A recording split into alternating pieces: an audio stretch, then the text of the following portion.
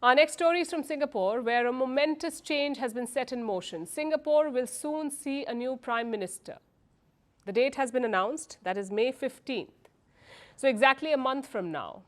The change of guard is imminent. That is when the island nation will get its fourth Prime Minister.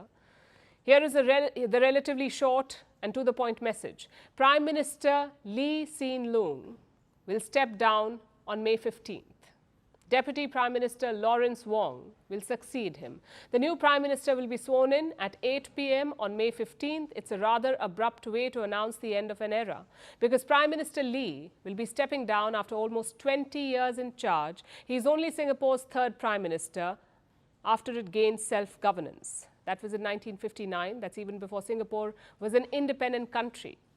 But since 1959, Singapore has had only 3 Prime Ministers, all from the same party, the People's Action Party, or PAP. In fact, 2 of Singapore's Prime Ministers were from the same family. Lee is the second Prime Minister in his line. His father was the first, Lee Kuan Yew, the founder of modern Singapore.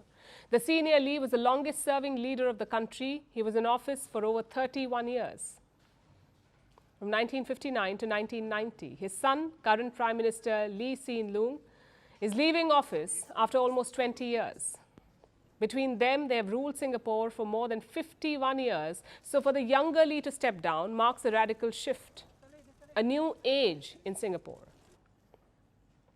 The Lee family is synonymous with Singapore's growth story. The father, Lee Kuan Yew, made Singapore what it is. He brought Singapore out of a greater Malaysia back when the region became independent. Lee championed economic growth. He had zero tolerance for corruption, and he instilled these values across his party. He was also authoritarian, though, effectively making Singapore a one-party ruled nation. But perhaps because of his skill or Singapore's size, it worked. Singapore grew from a tiny backwater island into a financial powerhouse. It was a lot to live up to. The son, Hsien Loong, had a lot to prove.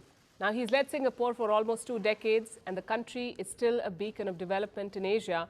So Lee Jr. stepping down will set a new phase in motion. It also brings with it pressure for his successor. That's Deputy Prime Minister Lawrence Wong. Wong was chosen as the leader of the PAP's 4th generation lineup in 2022, also called the 4G team, meaning he'd been chosen to become Singapore's 4th Prime Minister. Singapore's government has been planning for a smooth transition ever since, and now the date has been set. Prime Minister Lee has put up this Facebook post after the announcement. He's asked the citizens of Singapore to give Wong their full support. Wong also took to social media and he put up this video. My fellow Singaporeans, when I was invited to enter politics in 2011, I agreed because I wanted to contribute to the Singapore story.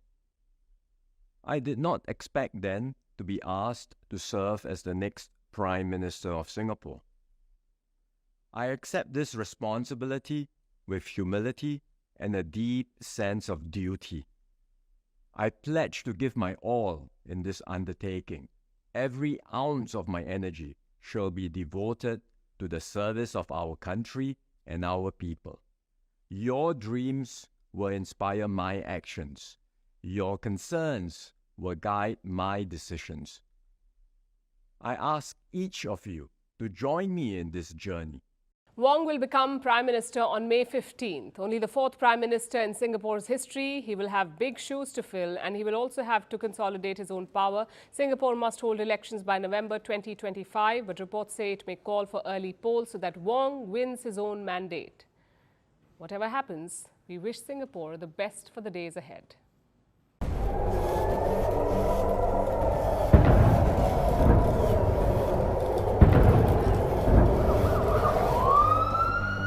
Iran has launched a direct attack from Iranian soil towards the State of Israel.